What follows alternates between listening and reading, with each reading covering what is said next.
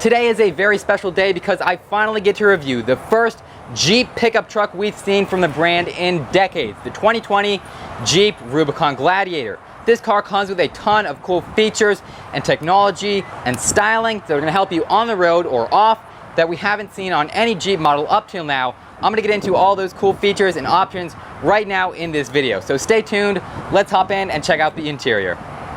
Now we're going to start this review off of the 2020 Gladiator here in the interior, where we have a lot of cool features and available technologies, some of which, yes, you may recognize from other models in the Jeep lineup, but a lot of which are brand new and specific to this model pickup. And it starts off here in the center console area, where right away we've got a ton of buttons and knobs and dials and outlets, and it all looks really confusing, but it's actually organized fairly well.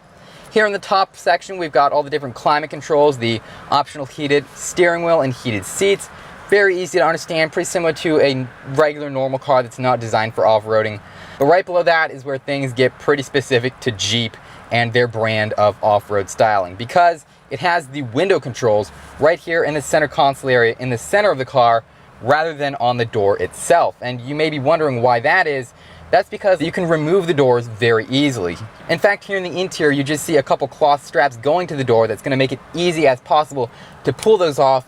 And if you are pulling them off, you don't want to mess around with just a ton of wires all around. So that's why they've moved the window controls here to the center console area, so you don't have to unplug them if you want to pull off the doors, which I imagine a lot of Gladiator owners are going to want to do. This makes it a lot easier for them.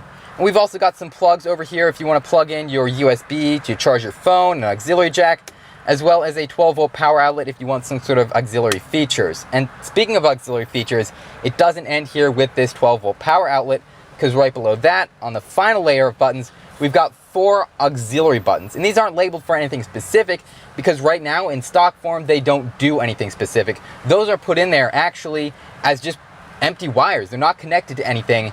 And Jeep actually put these in here so that customers can modify their car. These control things like an optional light bar that you might want to put there, some sort of aftermarket horn, any sort of crazy off-road options you want to put on the car that require electricity. Jeep pre-wired the Gladiator, so if you want to hook something like that up, it's incredibly easy, and there's already a button built in for it in the interior. And on the left of those auxiliary buttons, you have the controls for the front and rear locking differential. And then we have these 2 gear selectors. Now you might be wondering why there's 2 of them, but it all goes back to that off-road performance. The main one right here, the big, thick, leather-wrapped gear selector, this is just the same as in your ordinary car. Controls whether you want to go in drive or reverse or neutral. The one next to that is for the 4-wheel drive system, so you can control where the power is going, which specific axle you want it to go to, and that's really going to help in off-road situations. Now, obviously, like I said, this is all laid out very well. The only downside is that these auxiliary and differential buttons are kind of hidden by these 2 gear selectors, so they can be a little bit hard to get to on the fly. Some of the other cool features you get in the Gladiator are here in the driver's seat. It comes standard with 6-way manually adjustable seats, obviously available with power adjustment and leather trim, as well as this gorgeous red contrast stitching that is continued onto the leather-wrapped 3-spoke available heated steering wheel. It's got a great design. I believe it's pulled from other models in Jeep's lineup, but it fits perfectly well into this interior. And right behind that 3-spoke steering wheel, you have 2 analog style gauges, as well as a small driver display that's going to light up and show you some extra off-road statistics and things like that when you're on the move. And then over on the dashboard, you have another infotainment screen that's available with a few different sizes. You can get it either with 5-inch screen, a 7-inch screen, or an 8.4-inch screen, depending on how much you pay for the model, what trim level you get, and what your specific needs are. And of course, it's available with features like Apple CarPlay and Android Auto, so you can connect your phone to it and everything like that. All around, this interior is very comfortable. It all feels very high quality for a Jeep. You've got a ton of interior cargo and passenger space, and it's all laid out very well. Jeep did a great job with the interior of the 2019 Gladiator. Now, if you haven't been to your local Jeep dealership to check out the new Gladiator in person, I highly suggest you stop watching this video. Well, maybe don't do that, but definitely come by and look at one in person for yourself, because it is such a large, imposing car, and it really doesn't come across as well as I'd like on camera just how large this car is. It might not be the biggest car I've ever reviewed, but it is definitely 100% the longest. It has a ton of space in the bed of the truck and also in the cab for all the passengers and cargo and space you could ever want or need. The front end of the 2020 Gladiator has been designed in classic Jeep style, with 7 grille slots to pull in air to help cool that powertrain, as well as modern LED headlights that still retain that classic circular shape.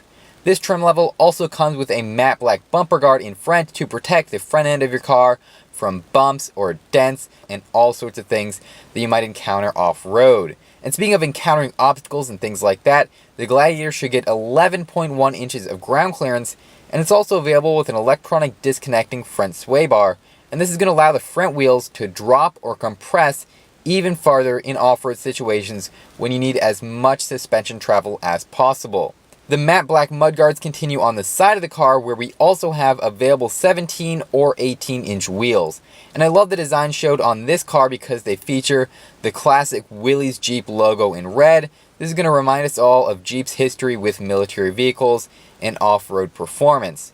Now, something interesting to note about the side of the car is that it does not come with a running board. So if you're a little bit shorter than I am, it might be difficult getting in and out of this car.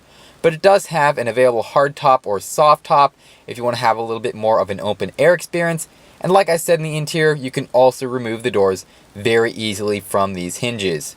And finally, in the rear of the car, again, we see that classic Jeep styling with those square-shaped taillights, as well as a huge truck bed that's going to be able to tow a lot of stuff.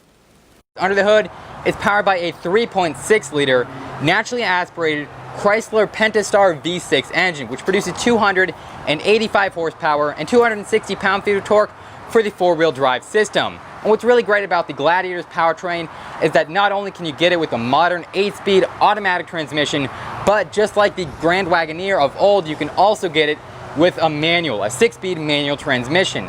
But of course, performance is important as well, so the Gladiator should be able to tow up to 7,650 pounds, which I believe is more than any other car I've ever reviewed on this channel. It also has a 1,600 pound maximum payload. And payload, of course, is the amount of stuff you can keep in the enormous bed of the truck.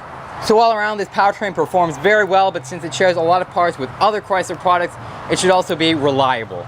Make sure to check out my review of one of this car's biggest competitors, the F-150 Raptor, by clicking on the card right there. And of course, I have to extend a huge shout out and special thanks to Jeep Lakeland here in Lakeland, Florida, for providing me with this Gladiator to review today. Of course, I'll put a link to their inventory below. And as always, guys, thank you so much for watching this review.